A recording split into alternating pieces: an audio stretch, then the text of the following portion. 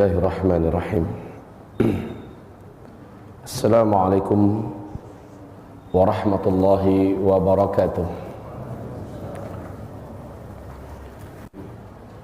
Alhamdulillahi rabbil alamin, wal aqibatu lil muttaqin, wala udwana illa 'alal zalimin. Asyhadu an la ilaha illallah wa asyhadu anna Muhammadan 'abduhu wa rasuluh la nabiyya ba'dah. Qala Allah subhanahu wa ta'ala fi muhkami tanzilih ba'da al-'iyadhi billah minasy syaithanir rajim.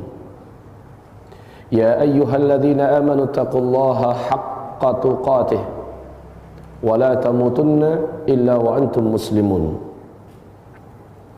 Wa qala subhanahu wa ta'ala ya ayyuhan nas ittaqu rabbakumul ladzi khalaqakum min nafsin wahidah wa khalaqa minha zawjaha wa batha minhuma rijalan katsira wa nisaa wattaqullaha alladzi tasaaluna bihi wal arham innallaha kana 'alaikum raqiba. Wa qala ya ayyuhalladzina amanu taqullaha wa qulu qawlan sadida yuslih lakum a'malakum wa yaghfir lakum dhunubakum wa man yuti'illaha wa rasulahu faqad faza fawzan 'azima. Allahumma arhamna bil Qur'an. Wa sadaqallahul 'azim. Ibadallah, isma'u qawlan Nabi sallallahu alaihi wasallam, fa inna asdaqal hadits kitabullah. Wa khairal hadyi hadyu Muhammadin sallallahu alaihi wasallam. Wa syarral umur muhdatsatuha. Wa kullu muhdatsatin bid'ah. Wa kullu bid'atin dhalalah wa kullu dhalalatin finnar. Amma ba'du. Ma'asyiral muslimin, pujian dan syukur kita senantiasa kita tujukan ke hadirat Maulana subhanahu wa ta'ala. Salawat dan salam untuk Rasulullah Muhammad sallallahu alaihi wasallam. Kajian tentang Al-Mahdi adalah sebuah kajian futuristik yang sifatnya ghaibiyah. Demikian juga tentang Dajjal, la'natullah alaihi. Perlu kami sampaikan, seluruh kajian yang sifatnya ghaibiyat tidak dapat dipegang kecuali berlandaskan kepada dalil-dalil yang qat'iyyut thubut. Nomor satunya jelas mutawatirul wurud, yakni Al-Quran, ayat-ayat Allah subhanahu wa ta'ala. Dan tingkat berikutnya adalah hadis Nabi Muhammad sallallahu alaihi wasallam. Tingkatan hadis ahadnya di sahih posisinya, dan diutamakan hadis-hadis yang mutawatirnya.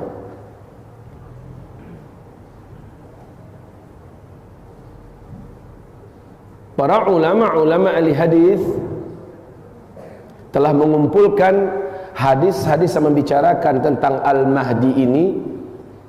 Ratusan hadis dijumpai.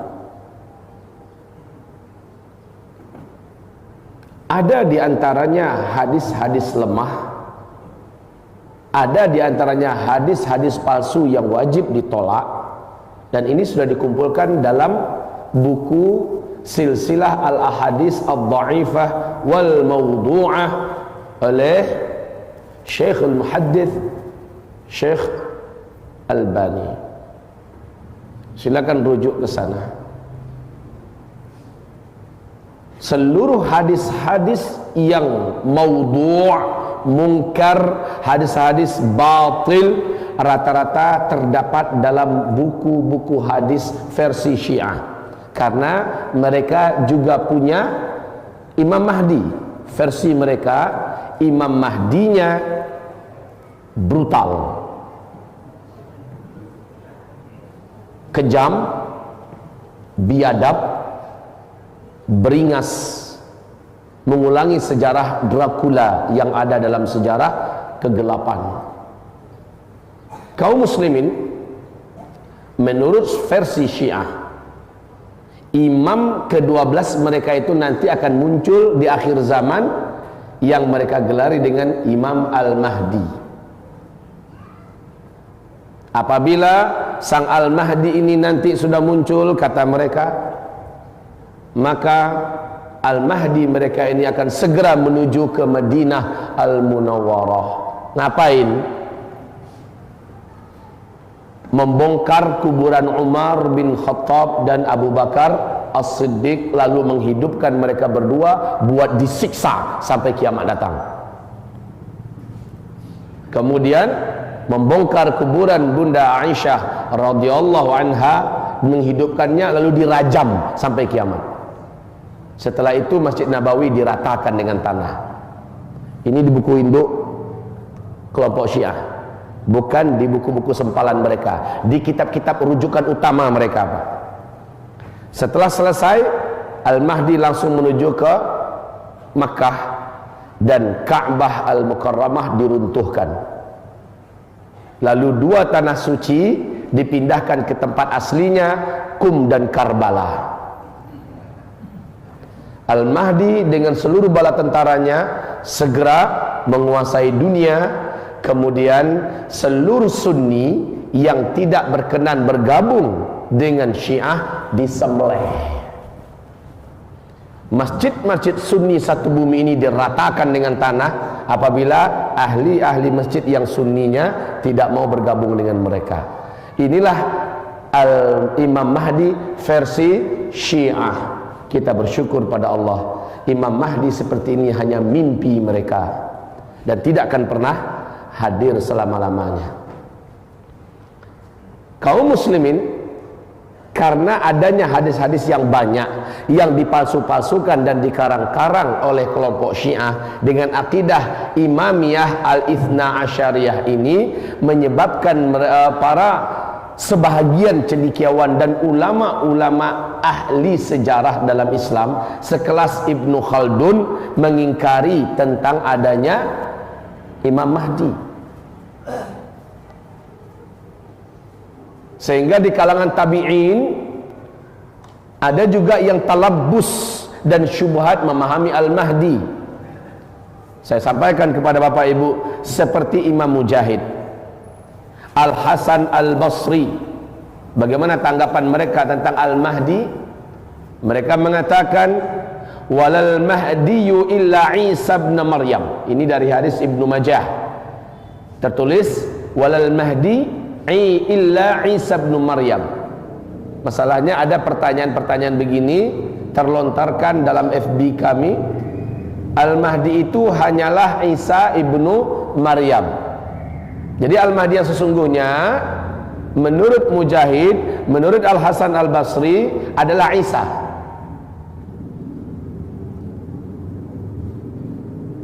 Hadis ini ibarat Allah yang kami muliakan juga dikeluarkan oleh Al-Hakim dalam kitab Al-Mustadraknya, dan beliau berkomentar terhadap pernyataan kedua ulama Syekh Al-Mujahid dan Hasan Al-Basri ini, innama dzakartu hadzal hadis ta'ajjuban la muhtajjan bihi. Saya masukkan hadis ini ke dalam kitab saya sebagai bentuk kaget, bukan takjub dan menerima hadis ini. Kaget. Perlu dibahasakan ini. Jangan sampai kita berlandaskan bahwa tuh lihat, Imam Mujahid saja, Hasan Al-Basri saja mengatakan Al-Mahdi itu adalah Isa ibnu Maryam. La, saya maksudkan, saya tuliskan ini dalam kitab saya, kata Al-Hakim dalam Mustadraknya, bukan berdalilkan bahwa itu adalah dapat diterima, la muhtajjan bih, hanya saja saya kaget dan heran. Dan perlu diingat kembali, Imam Al-Baihaqi mendhaifkan athar ini. Jadi sandaran dalil ini disandarkan kepada Hasan Al-Basri ternyata dhaif, lemah. Agar jelas dari awal, apabila dia mengatakan nggak ada tuh Al-Mahdi. Saya pernah, Pak, ketika saya menyampaikan tentang Al-Mahdi, seorang dosen pasca sarjana di Kota Padang, Sumatera Barat, ikut mendengarkan kajian saya dan dia duduk bersandar. Waktu itu saya masih ingat tahun 2005, jika saya tidak lupa. 2005 dia duduk sambil menatap kepada saya. Kemudian ketika saya buka ruang tanya jawab, dia angkat tangan. Ustaz, sudah tidak usah bicara masalah Al-Mahdi. Habis kita bicara tentang masalah Al-Mahdi, bukan bertanya, Pak, langsung dia mengatakan sudah nggak usah bicara tentang Al-Mahdi, fiktif, dalilnya tidak benar. Dan hanya yang bicarakan Al-Mahdi itu hanyalah kelompok Syiah. Sebenarnya sang dosen pasca sarjana ini bagus, berarti dia ikut menentang dan menolak Syiah. Hanya saja penentangannya terhadap Al-Mahdi menjadi sebuah masalah yang lain. Selepas ceramah, saya duduk tepat di sebelahnya. Ustaz, saya bilang, Ustaz, udah pernah baca kitab ini? Udah pernah baca kitab itu? Udah baca kitab ini, Ustaz? Apa belum? Belum, katanya. Ustaz, tolong baca dulu deh. Bukan orang Syiah yang menulis kitab itu, Ustaz. Ustaz kenal dengan syekh ini, dengan ahli hadis ini, dengan ini kitabnya. Silakan Ustaz baca. Menentang tentang kemunculan Al-Mahdi, sementara dalam kitab Mausu'atul Ijma', ensiklopedi Ijma' yang ditulis dan disusun oleh Syekh Sa'di Abu Jaib, menyebutkan bahwa kemunculan Al-Mahdi di akhir zaman adalah perkara akidah yang daruriyatus thubutid dilalah, ya. Ini sudah kuat, bagian daripada akidah, tidak boleh ditolak. Menolak kehadiran Al-Mahdi di akhir zaman membatalkan iman. Ini keputusan dan ijma' oleh kalangan ulama Ahlus Sunnah wal Jamaah. Jadi menolak kemunculan Al-Mahdi berdampak kepada rontoknya iman. Ma'asyiral muslimin, hamba-hamba Allah yang kami muliakan, Ibnu Katsir mengomentari pernyataan, sudahlah hadis tadi itu dinyatakan dhaif, ya, oleh Al-Hakim dalam kitab Al-Mustadraknya. Mari kita dengarkan komentar Ibnu Katsir. Wa hadzal hadits fi ma yadhharu badi'ur ra'yi mukhalifun lil ahadits al-waridah fi itsbati anna al-mahdiyya ghairi Isa bin Maryam. Hadis yang dinisbatkan kepada Hasan Al-Basri rahimahullah, yang dinisbatkan kepada Imam Mujahid rahimahullah, sudahlah statusnya dhaif. Lagi pula athar ini bertentangan dengan seluruh dalil-dalil yang jelas-jelas tingkat kesahihannya disepakati oleh seluruh ulama ahli hadis, dan jumlahnya lebih daripada 26 hadis. Bahkan ada hadis-hadis yang sudah dinyatakan oleh para ulama ahli hadis sampai ke level mutawatir maknawi. Maka tidak mungkin sebuah athar yang statusnya dhaif dibenturkan dengan hadis-hadis sahih yang sampai kepada tingkat mutawatir maknawi. Satu hadis sahih saja berhadapan dengan satu hadis dhaif wajib, ya, ibaratnya Pak, mobil sedan biasa ngadapin mobil tronton, suruh benturkan menangan yang mana. Begitu Jadi apalagi ibarat Allah yang kami muliakan, hadis yang dinisbatkan kepada pernyataan Hasan al-Basri dan Imam Mujahid sudah jelas-jelas berbenturan dan bertentangan dengan hadis-hadis yang sangat banyak, kuat, sahih-sahih, sampai kepada tingkat mutawatir maknawi.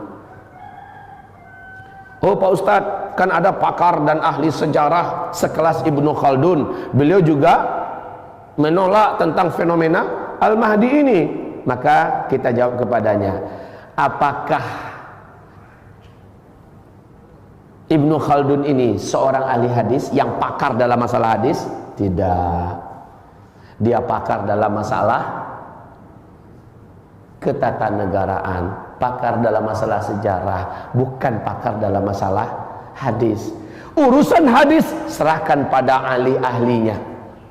Ketika seluruh para ahli-ahli hadis sepanjang sejarah menyepakati fenomena Al-Mahdi adalah mutawatir ma'nawiyan, maka tidak bisa dibenturkan dan dikalahkan oleh pernyataan orang sekaliber apapun ilmunya dan orang itu bukan ahlinya dalam masalah hadis. Ibadallah, ma'asyiral muslimin, ulama kontemporer yang terkenal dengan kitab tafsir Al-Manarnya sekelas Imam Muhammad Rashid Ridha juga menolak fenomena Al-Mahdi ini. Saya sampaikan ini semua agar kita tahu Pak, penolakan Syekh Muhammad Rashid Ridha tidak ada arti dan tidak ada makna apa-apanya di hadapan para pakar dan ahli-ahli hadis. Sekali lagi perlu kita tekankan itu. Lagi pula Syekh Muhammad Rashid Ridha menyebutkan kenapa dia menolak, karena katanya hadis-hadis tentang masalah Syiah, masalah Al-Mahdi ini munculnya dan menguatnya di kalangan Syiah, dan ini juga melemahkan semangat umat untuk bangkit. Sebab apa? Umat bersikap apatis a priori, dan satu saja prinsip mereka, kalau memang Al-Mahdi ini nanti dialah penentu kebangkitan Islam, dialah pemersatu umat, kalau begitu kami tunggu saja kedatangannya. Umat akhirnya berpangku tangan, kita tunggu saja Al-Mahdi lah, ngapain juga capek-capek, nggak akan berhasil. Ketika dia sudah muncul baru kita bersatu dan kita wajib berbaiat dengannya. Dan Syekh Muhammad Rashid Ridha tidak mau hal ini terjadi, sehingga akibatnya pekerjaan dakwah amar ma'ruf nahi anil munkar seluruhnya ditinggalkan gara-gara menanti-nanti kedatangan Al-Mahdi. Alasan ini yang menyebabkan Syekh Muhammad Rashid Ridha mengatakan nggak usah saja dibedah-bedah, dibahas-bahas masalah Al-Mahdi. Sekali lagi, konsep beliau ini dipatahkan oleh para ulama-ulama yang kaliber keilmuan mereka di zaman beliau selevel, bahkan ada yang lebih tinggi. Bahkan untuk para pakar-pakar khusus hadisnya, sudahlah, pernyataan-pernyataan Syekh Muhammad Rashid Ridha ini seluruhnya dilipat bulat-bulat, dilipat bulat-bulat lalu diremes-remes dan dibuang ke tong sampah Pak. Tanpa menghinakan Syekh Muhammad Rashid Ridha. Di bidang yang ininya beliau tidak dianggap. Sekali lagi, serahkan sesuatu kepada ahlinya. Kita sudah mengetahui kaum muslimin, jangankan untuk orang yang seperti ini, para ulama ahli fikih, oleh ulama-ulama ahli sunnah wal jamaah telah disepakati, para ulama-ulama ahli fikih bila mereka berselisih paham dan berbeda pendapat dengan kalangan ulama ahli hadis, coba siapa yang lebih diprioritaskan? Pendapat siapa yang lebih didengar? Ulama ahli hadis. Ini pernyataan Imam Syafi'i, ini pernyataan Imam Malik, ini pernyataan ulama-ulama ahli mazhab. Bila berbenturan apa yang kami katakan dengan ahli hadis, maka utamakan pernyataan ahli hadis. Apalagi yang bicara hanya seorang pakar ahli sejarah, apalagi yang gelar-gelarnya sekarang Pak Profesor, Doktor, ambuh berabuh, MBA, MSc, MHC, apalah gelar-gelarnya ke belakang, selama mereka bukan pakarnya, afwan ini, apalagi zaman sekarang orang dapat gelar doktor hanya menyelesaikan satu masalah furu'iyah, lalu tulisannya seperti itu menganggap diangkat dia menjadi doktor. Imam Syafi'i nggak ada gelar-gelar doktor, profesor segala macamnya, tapi ilmunya mumpuni dalam segala fak Islam. Kaum muslimin, hamba-hamba Allah yang kami muliakan.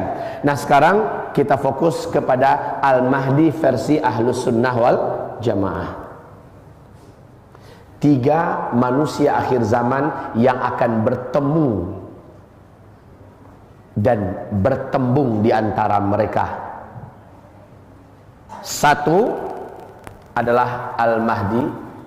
2 adalah makhluk terlaknat, manusia paling terkutuk semenjak bumi ini Allah ciptakan, yakni Al-Masih Al-Masih Dajjal laknatullah alaih. Dan kemudian Isa Al-Masih Isa alaihissalam. Mereka muncul dalam zaman yang sama. Urutannya Al-Mahdi terlebih dahulu, kemudian barulah Dajjal, kemudian barulah Isa alaihissalam. Saya akan tulis sebentar mengingatkan secara singkat, tapi saya tidak akan komentari lagi. Saya sudah positive thinking. Bapak-bapak dan ibu-ibu semuanya sudah memahami perkara ini sebelum-sebelumnya. Kalau ada yang baru dengar sekarang, silakan rujuk pada kajian-kajian kami tentang kita sudah diambang kiamat di YouTube. Silakan dapatkan kembali kajian-kajian kami. Tulis saja nanti Zulkifli Muhammad Ali di YouTube, muncul kajian-kajian akhir zaman saya di sana. Dengarkan bagi yang belum pernah dengarkan. Sekarang kita sebutkan kembali di fase manakah Al-Mahdi akan muncul. Nabi mengatakan bahwa kalian di kehidupan ini akan menjalani 5 fase. Fase pertama, kalian dipimpin oleh Nabi sendiri, dan fase ini pasti berakhir, kata Nabi. Telah berakhir dengan wafatnya Nabi Muhammad SAW. Kemudian fase kedua, kalian masuk pada fase dipimpin oleh khalifah-khalifah Rasul yang cerdas dan mulia, yang menggunakan konsepnya Nabi. Fase ini berlangsung selama 30 tahun, dan memang telah berlalu Pak, dengan wafatnya Khalifah Ali bin Abi Thalib. Kemudian langsung masuk fase ketiga. Fase ketiga ini ternyata memakan waktu lebih 1220-an tahun. Dijalani oleh 3 dinasti. Dinasti Bani Amawiyah, dinasti Bani Abbasiyah, dan dinasti Bani Utsmaniyah. Fase ini disebut oleh Rasulullah dengan Mulkan Adhan, yaitu fase khilafah yang menggunakan sistem kerajaan. Pasti berakhir, kata Rasulullah. Sepakat ahli sejarah ini telah berakhir juga pada tanggal 3 Maret 1924. Yaitu runtuhnya khilafah Islamiyah Al-Utsmani di Turki, ya. Kemudian masuk pada fase keempat. Nah, ini fase umat Islam mengalami kekosongan kepemimpinan dunia. Tidak ada khalifah di sini. Disebut oleh Rasulullah dengan fase Mulkan Jabarian atau fase kediktatoran. Kaum muslimin yang kami muliakan, fase ini umat Islam benar-benar separah-parah keadaan. Islam dilemahkan, dilumpuhkan, diserang, sendi-sendinya dihujani dengan serangan bertubi-tubi. Seluruh media-media kafir seluruh dunia serentak melemahkan sendi-sendi Islam ini. Kaum muslimin diteror, betul-betul mereka dihinakan, dilecehkan. Islam dan kaum muslimin jadi pecundang. Ujian terberat kaum muslimin ada pada fase keempat ini, dan kita sedang ada di sini saat ini. Al-Mahdi munculnya di sini. Pada puncak umat Islam ini seperti sudah tidak lagi berkutik, tidak mampu ke depan babak belur, ke belakang mundur juga hancur. Mau lari ke kanan, musuh siap menerkam, ke kiri juga siap dihabisi. Mau ngapain seperti tidak dapat berkutik. Saat itu ibarat Allah, sebelum puncak kita dihabisi oleh Dajjal, Allah takdirkan Sang Al-Mahdi yang dinanti-nantikan muncul. Inilah Al-Mahdi. Kemunculan Al-Mahdi ini ibarat Allah yang kami muliakan sebagai persiapan untuk menghadapi Dajjal. Tapi sayang, karena hebatnya teror pemahaman yang disuntikkan kepada umat Islam melalui kaum munafikin dengan bahasa-bahasa cendekiawan muslimnya, ya, kaum liberal, kaum pluralis, kaum sepilis dan sebagainya, menjadikan penyambutan orang tentang Al-Mahdi minim. Saat Al-Mahdi muncul, banyak umat Nabi yang tidak percaya. Karena sebelumnya apa? Sudah muncul orang-orang ngaku-ngaku sebagai Al-Mahdi. Sayalah Al-Mahdi, ayo baiat saya. Al-Mahdi yang terbaru itu kan ada di Medan. Al-Mahdi terbaru ngaku sebagai Al-Mahdi, minta dibaiat. Yang mau berbaiat kirim dulu ke nomor rekeningnya, jumlah uangnya sekian. Al-Mahdi tuyul itu. Kaum muslimin, banyaknya Al-Mahdi yang bermunculan. Arqam yang ada di Malaysia dulu juga ngaku syekhnya itu sebagai Al-Mahdi. Ahmadiyah Al-Qadiani juga mengaku sebagai Al-Mahdi dan sebagainya, menjadikan Al-Mahdi yang sesungguhnya ketika betul-betul muncul ditolak orang. Bisa masuk akal nggak itu? Iya. Tolong, kata seorang perempuan di zaman salaf dulu, main-main. Ketika dia menggembalakan ternak, dia main-main, tolong, tolong. Orang-orang kampung pada datang. Perempuan ini sedang menggembalakan ternak. Rupanya dia hanya mempermainkan orang kampung. Ada serigala, ada serigala. Merasa dipermainkan, orang kampung kesel. Besoknya tolong. Orang kampung nggak peduli lagi. Padahal betul-betul serigala datang. Ini contoh ketika Al-Mahdi beneran datang. Saking banyaknya penipuan-penipuan selama ini, nggak percaya akhirnya. Nah, ini bahayanya kaum muslimin. Dan Nabi menyebutkan dalam hadisnya, ketika Al-Mahdi muncul, sepertiga umat beliau menolak kehadirannya, menentang keberadaannya dan kemunculannya. Sepertiga lainnya abstain. Yang sepertiga menolak ini murtad. Yang sepertiga menolak ini murtad. Laqad irtaddu an dinihim, sungguh mereka murtad dari agama mereka. Nah, kaum muslimin yang kami muliakan, dari sekian banyak ulama dan dai di dunia, afwan, silahkan hitung, bisa dihitung dengan jari tangan ini, berapa ulama sih yang mau bicara tentang fenomena akhir zaman, betul tidak? Berapa ulama dai di Indonesia yang membicarakan tentang Al-Mahdi secara spesifik, secara detail, karena mereka menganggap Allah itu nggak penting, itu lama lagi segala macamnya. Dai-dai juga banyak nggak mau dengerin. Mana-mana dai yang mau mendengarkan dan mereka mencoba membuka dirinya. Ketika dia lihat ada yang salah, dia mau meluruskan, tapi pasti hal-hal yang dia tidak ketahui. Kenapa? Waktu saya mencoba membahas 2003, saya masih pusing. 2004 saya bedah kitab-kitab, masih belajar secara otodidak. Saya baca kitab ini, baca kitab, saya masih banyak tumpang tindih hadis. Yang ini melemahkan yang ini kayaknya berbenturan dengan ini. Akhirnya ketika ada daurah membahas kitab Fathul Bari bersama Syekhul Muhaddits Syekh Musa'id bin Bashir Ali Al-Husaini As-Sudani, saat itu terbuka wawasan saya tanya kepada beliau perkara-perkara ahadisul fitan akhir zaman. Kemudian mulai ketemu titik terangnya. Ibarat Allah, setelah itu saya teruskan pengembaraan saya dalam membahas masalah-masalah akhir zaman. Baru dapat dipertemukan dan dipertautkan hadis ini satu persatu pada tempatnya. Jadi yang sudah disuguhkan kepada Bapak ini yang masaknya, Pak. Yang masaknya dari sebuah perjalanan panjang. Saya yang ada basic ilmu alatnya dari sejak kecil dalam dunia keilmuan. Dari SD Muhammadiyah ke Pondok Pesantren Tawalib Padang Panjang, kemudian meneruskan ke Kairo, Mesir, kemudian meneruskan ke Tripoli, Libya. Tahun 2000 dah pulang. Kaum muslimin masih bingung membaca hadis-hadis akhir zaman. Ketika difokuskan, bukan setahun, bukan 2 tahun, saya terus berkelana mendalami hadis ini. Maka wajar kalau ada dai-dai kita berpikiran seperti pikiran saya dulu, lama lagi itu. Lama lagi itu, wajar, saya nggak menyalahkan mereka karena saya di posisi itu dulunya. Tapi ketika mau membuka hati, mau menyediakan waktu duduk, saya sebenarnya selalu mengatakan, wahai para alim ulama, antum-antum adalah guru-guru kami. Kalau yang saya sampaikan ini salah, tolong dengar, duduk, simaklah dari saya. Mana yang salah, yuk kita diskusi, yuk kita munadharah, mudzakarah. Alhamdulillah Pak, ada satu dua tokoh yang cukup mumpuni keilmuannya, coba ngajak saya diskusi. Saya bangga, saya bahagia. Luruskan saya mana yang saya salah. Kita bicara.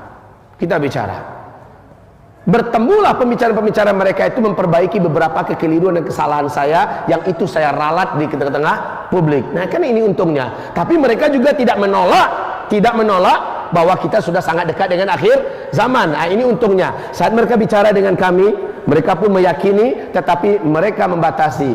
Ustadz Zul, dulu kan saya punya pembahasan 2011 2010, 2009 saya menyebutkan beberapa riwayat yang riwayat itu sekarang sudah saya rontokkan.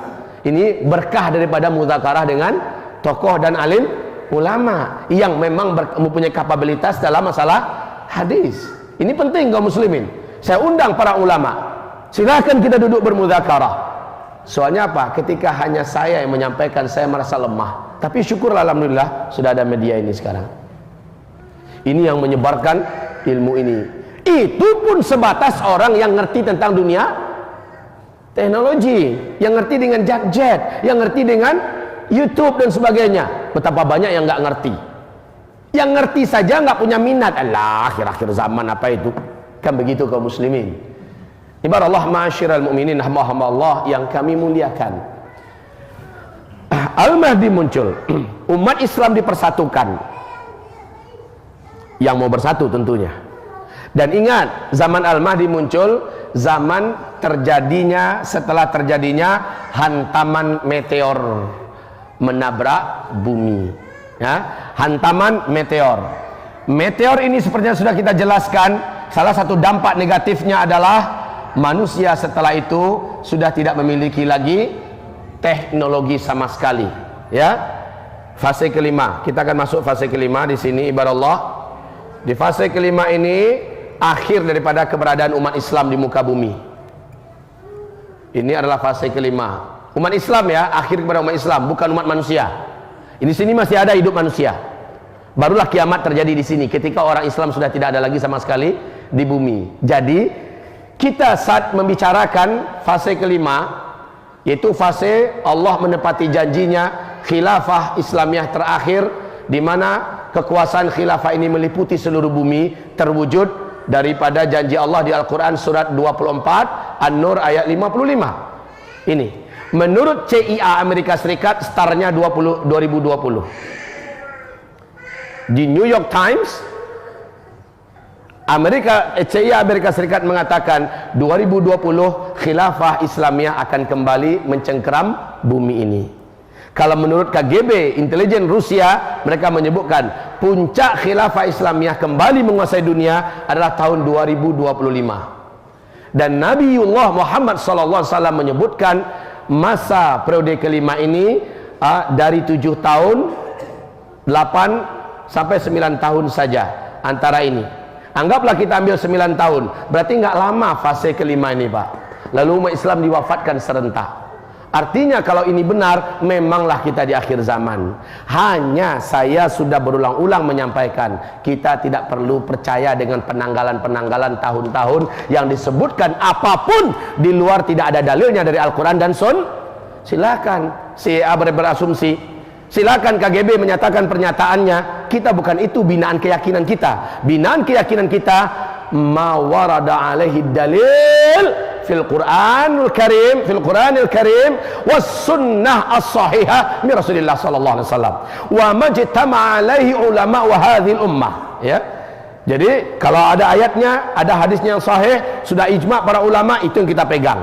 Dan dalam masalah penanggalan, dalam masalah penepatan bulan, tahun, kalau tidak ada dalilnya, wajib kita tidak mempercayainya. Sekedar tahu silahkan. Kayak ini nih, sekedar tahu kita, ya silakan. Mereka ngomong, silakan. Seperti pernyataan mereka pada tanggal 12 Februari, pernyataan NASA Amerika Serikat di New York Times, 12 Februari 2013. Silakan dibuka sekarang di Google, ada nggak apa yang saya sampaikan ini? Ingat, 12 Februari 2013 di New York Times, newspapernya, majalah elitnya Amerika Serikat, kaum muslimin, mereka menyatakan Sungai Efrat telah menyusut 60%. Menurut analisis kami, berdasarkan teknologi yang ada dan berbagai macam analisa sains yang mereka miliki, 2014 Sungai Efrat yang ada di Irak akan kering total. Ternyata, Pak, analisis mereka ini pada bulan April 2014 betul-betul kering 100% Sungai Efrat. Jadi analisa mereka berdasarkan teknologi.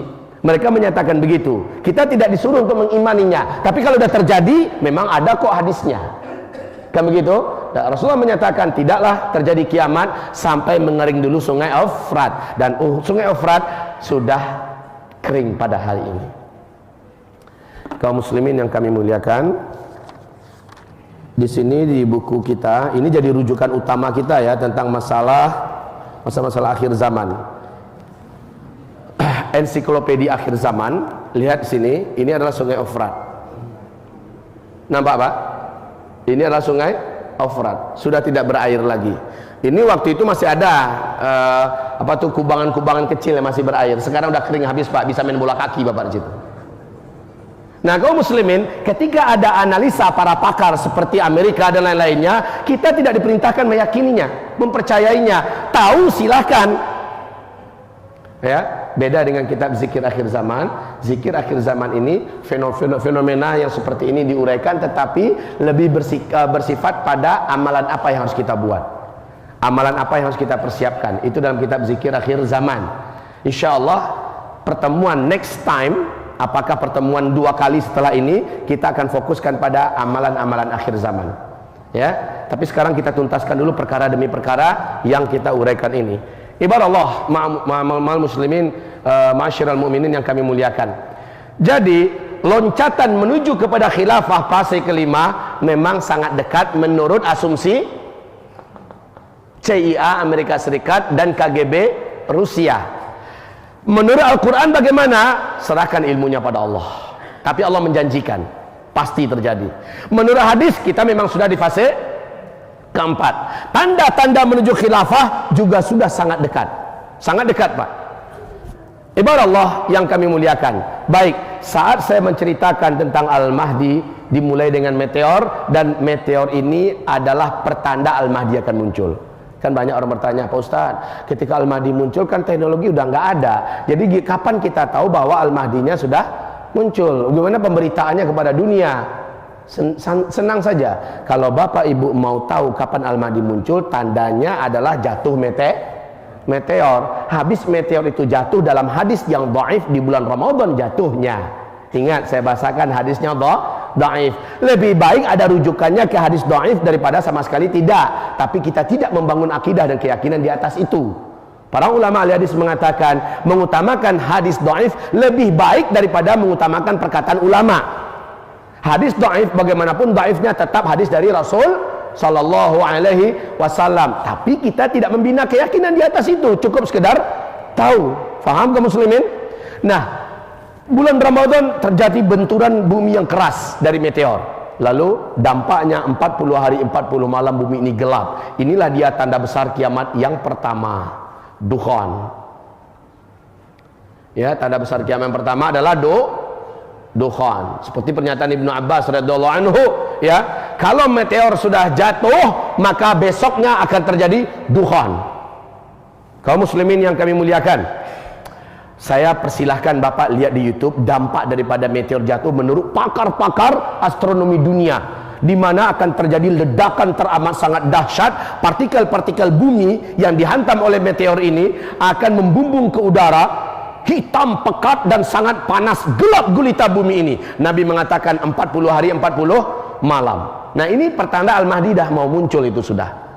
Kaum muslimin, panasnya luar biasa. Bumi ini terbungkusi. Orang tak tahu lagi membedakan mana yang siang, mana yang malam. Para sahabat bertanya, bagaimana cara kami menandakan waktu sholat? Nabi mengatakan, kamu kira-kira saja. Kamu kira-kira saja. Nggak jelas lagi kapan subuh, kapan zuhur, kapan asar, maghrib, isya, nggak jelas. Kamu kira-kirakan saja. Saat matahari sudah kembali menyingsing dan dunia sudah kembali nampak, saat itu manusia sudah banyak yang tewas di mana-mana, Pak. Bangkai busuk di mana-mana. Akibat dari jatuhnya asteroid ini, hantaman ini. Ya Allah, ya Rabbi, ya Karim. Kaum muslimin, kapankah ini terjadi? Syak dalam hati hamba Allah ini. Meyakini syaknya pada masalah waktunya, tapi yakin sangat dekat. melihat tanda-tandanya. Sudah, saya nggak perlu ulangi kembali, silakan rujuk pada kajian-kajian kami yang ada di YouTube.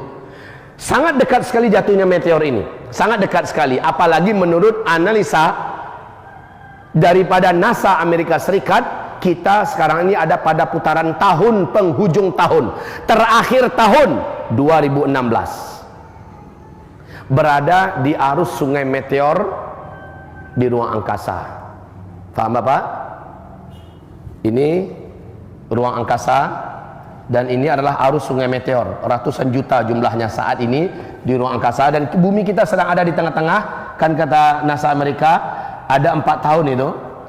Ini 2013 masuk 2013, ini berjalan 2014, terus berjalan 2015, dan ini terakhir. Kita sekarang sedang ada di sini sekarang 2016. Peluang kita dihantam oleh meteor, isu-isu yang disampaikan oleh para ilmuwan dan pakar astronomi dunia, bagaimanapun NASA mencoba menyembunyikannya, mereka tak mampu menahan fakta. Mereka mengatakan kemungkinan 2016 ini ada hantaman besar yang akan menabrak bumi kita oleh salah satu ini. Yang kita ketahui, urut-urutan yang terjadi menjelang ini memenuhi syarat, Pak.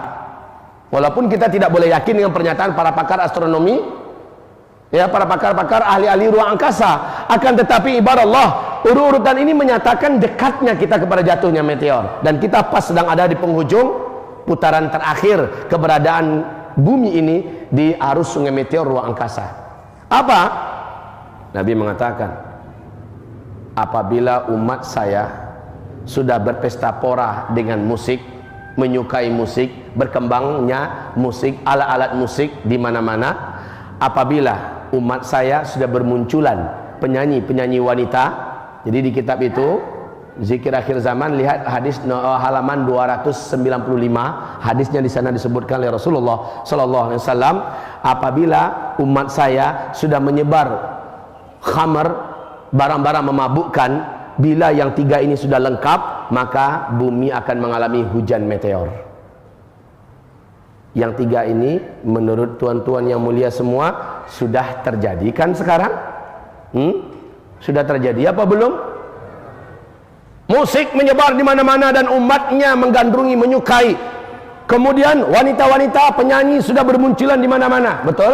Kemudian khamar dan barang-barang memabukkan sudah menyebar dan mudah didapatkan di mana-mana. Ini pertanda bumi akan mengalami hantaman-hantaman hujan meteor. Apabila meteor jadi menghantam bumi, pertanda Al-Mahdi akan muncul beberapa bulan setelah itu. Kemunculannya disebutkan dalam bulan Muharram. Jatuhnya meteor Ramadan, gelap bumi, Zulqa'dah tersingkap kembali terang, Zulhijjahnya jamaah haji yang sudah terlanjur nyampe di sana, mereka dibantai dan disembelih di Mina. Darah kaum muslimin jamaah haji akan menggenang di tempat pelemparan, dibantai oleh sekelompok manusia yang benci dengan Ahlus Sunnah wal Jamaah. Yang punya track record suka menghabisi umat Islam di tanah suci itu siapa? Yes, itu perangai mereka, Pak. Cita-cita mereka, sebagaimana akidah imam-imam mereka yang mereka klaim, dan bahkan ulama keren mereka sekarang mengeluarkan fatwa, ta'dzibus sunni yujibu dukhulil jannah. Menyiksa satu orang sunni, si penyiksa ini wajib masuk surga. Wa ta'dzibuhum ma'adzabhihim yujibu dukhulil jannah biduni hisab. Menyiksa seorang sunni dan langsung menyembelihnya mewajibkan orang yang melakukan itu masuk surga tanpa hisab. Jadi yang merindukan darah orang sunni ini, Pak, dalam akidah yang paling tersesat di muka bumi ini adalah Syiah. Oleh karena itu rindunya mereka Indonesia ini kacau sekacau Yaman, rindunya mereka Indonesia sekacau Suriah untuk nyembelih-nyembelihin kita orang-orang Syiah yang ada di Indonesia. Kalau seandainya bapak-bapak tidak awas, tidak jaga-jaga merapatkan saf dan barisan sesama Ahlus Sunnah wal Jamaah, bapak akan disembelih satu persatu dan mereka bertepuk tangan di atas penyiksaan mereka buat. Hati-hati kaum muslimin. Bukan saatnya lagi NU dibentur-benturkan dengan Muhammadiyah. Bukan saatnya lagi kita-kita yang bermanhaj salaf dibentur-benturkan dengan yang bermanhaj khalaf. Tidak, kaum muslimin. Selama Ahlus Sunnah wal Jamaah sudah wajib merapatkan barisan. Jangan sampai leher ini menjadi sasaran mereka. Jangan jadi pecundang, kaum muslimin. Selamatkan NKRI ini. Mereka pasti akan menjadikan NKRI seperti Yaman, seperti Suriah, seperti Irak, seperti Pakistan, seperti apa yang mereka buat di Timur Tengah. Semua kekacauan mereka biangnya. Dan jamaah haji, kata Rasulullah, menjelang Al-Mahdi muncul, dibantai sampai darah seluruh jamaah haji menggenang di Jamrah sampai menutupi mata kaki. Bulan Zulhijjahnya, Muharramnya, Al-Mahdi dibaiat di Makkah Al-Mukarramah di depan Ka'bah. Ibarat ma'asyiral muslimin, hamba-hamba Allah sekalian yang kami muliakan. Sekarang yuk kita pelajari tentang nasab Al-Mahdi. Lihat nanti di kitab pada halaman 697. Kenapa saya sangat merekomendasikan kemana-mana kitab ini? Kami bincang-bincang dengan para pengamat-pengamat akhir zaman, ya, di kalangan ustaz-ustaz, dai-dai, dan di kalangan 1-2 ulama di Malaysia saat kita membicarakan. Ini adalah kitab yang paling direkomendkan, yang ditulis oleh Syekh Dr. Muhammad Ahmad Al-Mubayyad. Kitab ini memuat pendapat para ulama salaf dan mengeluarkan yang terkuatnya. Dia sangat berhati-hati dan urainya rinci, sangat ilmiah. Tentang orang-orang yang ingin kepuasan ilmiah akan dapatkan perkaranya di dalam kitab Ensiklopedia Akhir Zaman. Lihat pada halaman 697. Kitab ini ada di luar, ya. Lihat nasab Al-Mahdi dan namanya. Pertama dari Ummu Salamah. Dari Ummu Salamah. Dia berkata, sami'tu Rasulullah sallallahu alaihi wasallam yaqul, aku mendengar, kata Ummu Salamah, salah seorang istri Rasulullah SAW yang mulia. Rasulullah bersabda, Al-Mahdiyu min itrati. Mahdi itu termasuk anak keturunanku. Min waladi Fatimah. Dari anak kandungnya Fatimah. Fatimah punya anak berapa orang? 2 orang. Kembar. Namanya Hasan dan Husain. Nah, Syiah karena Husain menikah dengan salah seorang putri negeri Persia yang ditaklukkan oleh Umar bin Khattab, mereka mengklaim Al-Mahdi itu munculnya dari Husain nanti. Mereka kan tidak begitu menghormati Hasan, Syiah, Pak. Tidak begitu menghormati, walaupun Hasan mereka masukkan sebagai salah seorang imam, tapi yang mereka teriak-teriakan Hasan Pak Husain. Ya Husain, ya Husain, ya Husain. Sebab apa? Mereka yakin dari tulang sulbi Husain nanti yang menikah dengan putrinya sang penguasa Persia, dari keturunan itu nanti akan muncul kembali Al-Mahdi. Kalau Hasan enggak, malah menurut mereka Hasan pengkhianat, karena udah terlanjur mengklaim anak dari Ali itu adalah imam-imam semua. Udah terlanjur pula mereka menjadikan Hasan sebagai imam pula. Tapi bagi mereka Hasan adalah pengkhianat yang tidak patut sebenarnya dihormati. Sebab apa pengkhianatnya Hasan? Hasan menyerahkan khilafah Islamiyah kepada Muawiyah. Padahal Rasulullah membanggakan Hasan. Apa kata Rasul? Hasan ini adalah pemersatu umat. Di tengahnya nanti suara kaum muslimin kembali menjadi padu dan satu di tangannya nanti. Dan Syiah tidak menyukai itu. Tapi gimana lagi? Udah kadung terkeluarkan fatwa, hadis-hadis palsu sudah dibuat, anak keturunan Ali adalah imam semua. Nah, akhirnya mereka terpaksa. Cuma yang Al-Mahdinya dari Husain bin Ali. Itu kata mereka. Yuk kita rujuk kepada apa yang dikatakan oleh Ali bin Abi Thalib. Hadis ini diriwayatkan oleh Ibnu Majah dalam kitab Al-Fitan. Hadis nomor 4085, As-Sunan, Ahmad pada Ahmad Al-Ashratus Al-Mubasyarah Al-Jannah fil Jannah, hadis nomor 547. Ahmad Syakir berkomentar, sanad hadis ini sahih dan disahihkan pula oleh Syekh Albani. Apa kata Ali bin Abi Thalib?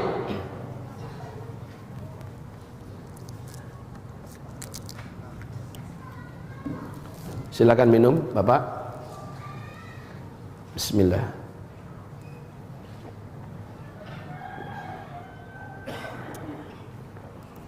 Ali bin Abi Thalib radhiyallahu anhu berkata, Al-Mahdiyu minna ahlal bait. Al-Mahdi itu adalah dari kalangan kami ahlul bait.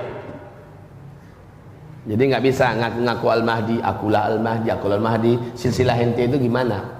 Apakah sampai kepada Ali bin Abi Thalib? Al-Mahdiyu minna ahlal bait yuslihuhullahu fi lailah. Allah mengislahnya dalam satu malam. Saya akan jelaskan makna islah nanti ya. Ini ibarat Allah yang kami muliakan. Secara gamblang Al-Mahdi disebutkan dalam dua hadis ini. Berarti Al-Mahdi itu bukan gelar yang digelarkan oleh para ulama-ulama, enggak. Memang bersumberkan dari hadis yang nyata. Saya akan bacakan lagi. Ali bin Abi Thalib, ada Husain, ada Hasan. Ali bin Abi Thalib ada dua anaknya. Dipegangnya pundak Hasan. Annahu nazara ila ibnihil Hasan. Dia melihat dan menatap kepada putranya Hasan. Inna ibni hadza sayyidun. Sambil memegang pundaknya Hasan ini, dia berkata, sesungguhnya anakku ini, yang ini adalah seorang sayyid, seorang penghulu, seorang pemimpin. Kama sammahun Nabi sallallahu alaihi wasallam, sebagaimana Nabi menggelari Hasan ini sebagai sayyid. Makanya Pak, di zaman sekarang kalau Pak temukan orang-orang yang ngaku-ngaku sebagai keturunan Nabi, pasti mereka menggelari laki-lakinya bergelarkan sayyid. Dan yang wanitanya digelari dengan syarifah. Tidak boleh nikah sayyid kecuali dengan syarifah. Syarifah tidak boleh nikah kecuali dengan sayyid. Kalau sempat nikah di luar itu, maka akan jadi orang tak campak, tak buang buruk, hilang silsilahnya dan terbuang nasabnya ya. Bahkan anak yang lahir persilangan antara sayyid dengan yang bukan syarifah, atau syarifah dengan bukan sayyid, itu lebih hina daripada anak babi. Ini keyakinan dari mana pula ini Pak. Tapi beginilah yang beredar. Kaum muslimin yang kami muliakan. Lalu dia berkata, Ali bin Abi Thalib meneruskan perkataannya radhiyallahu anhu, wa sayakhruju min sulbihi rajulun yusamma bismi nabiyyikum. Dari tulang sulbi putra saya ini akan keluar nanti seorang pemimpin besar di akhir zaman yang namanya sama dengan nama nabi kalian, Muhammad atau Ahmad. Kemudian yushbihuhu fil khuluqi. Dari keturunannya yang ini nanti di akhir zaman itu mirip akhlaknya dengan akhlak nabi kalian. Mirip akhlaknya dengan akhlak nabi kalian. Wala yushbihuhu fil khalqi. Tapi penampilan face-nya, wajahnya ya, bentuknya beda dengan bentuk nabi kalian. Ya, karena udah terlalu banyak, terlalu jauh Pak, tentu sudah tidak lagi mirip ya dengan Nabiullah Muhammad SAW. Akhlaknya mirip, bentuknya sudah tidak mirip. Tsumma dzakara qissatan yamla'ul ardha adlan. Lalu Ali bin Abi Thalib menceritakan kisah yang panjang tentang perjalanan Al-Mahdi. Pada kesimpulannya, di masa dia menjadi khalifah, yamla'ul ardha adlan. Jadi sejak huru hara di muka bumi ini berhenti, dunia ini menjadi aman. Inilah masa-masa aman kaum muslimin. Sejak saat itu Al-Mahdi akan mengisi bumi ini adlan, akan mengisi bumi ini dengan adlan, keadilan. Sebagaimana bumi sebelumnya dipenuhi oleh kezaliman, kejahatan, perang demi perang, kebrutalan demi kebrutalan. Sebelum beliau menjadi khalifah, beliaulah yang menghadapi ini bersama orang-orang yang beriman kepadanya. Saat semua huru hara selesai, ya, huru hara itu adalah yang keempat di sini nih, penutup untuk fase keempat. Ini tanda besar kiamat yang keempat. Apa itu? Ya'juj dan Ma'juj. Ya. Dan ini adalah Isa alaihi salam. Kemudian yang ini baru Dajjal laknatullah alaihi. Lah, makanya saya katakan tadi awal-awal antara Al-Mahdi, Dajjal dan Isa adalah 3 manusia legendaris akhir zaman yang bertemu dalam satu periode, satu zaman. Mereka bertembung nanti. Adapun Ya'juj Ma'juj hanya ketemu dengan Al-Mahdi dan Isa, sementara Dajjal dah mampus duluan dibunuh oleh Isa, barulah Ya'juj Ma'jujnya keluar. Nah, kaum muslimin, hamba-hamba Allah yang kami muliakan, masa-masa aman. Yamlaul ardla adlan. Ketika Al-Mahdi muncul, bumi ini benar-benar makmur sejahtera, kaya raya. Tapi sayang kata Rasul, orang Arab ketika itu jumlahnya udah sedikit. Bumi Timur Tengah sepi. Sepi, Pak. Yang masih banyak tersisa hidup dari kalangan orang-orang di wilayah Timur Tengah itu wanita. Saat itulah kita temukan hadis yang sahih, Nabi mengatakan tidaklah terjadi kiamat sampai jumlah wanita dibandingkan laki-laki 1 berbanding 50. Itu di fase kelima loh Pak. Di fase Al-Mahdi menjadi sang khalifah. Jadi afwan, tidak ada kekhalifahan sebelum Al-Mahdi. Walaupun Syekh Albani memperkirakan, rahimahullah, menurut Syekh Albani bisa jadi sebelum Al-Mahdi muncul, telah muncul dulu khalifah-khalifah, tapi belum dengan konsep kenabian. Yang menggunakan konsep kenabian adalah Al-Mahdi, keturunan kandung Rasulullah sallallahu alaihi wasallam. Ibadallah, ma'asyiral muslimin, hamba-hamba Allah yang kami muliakan. Selanjutnya,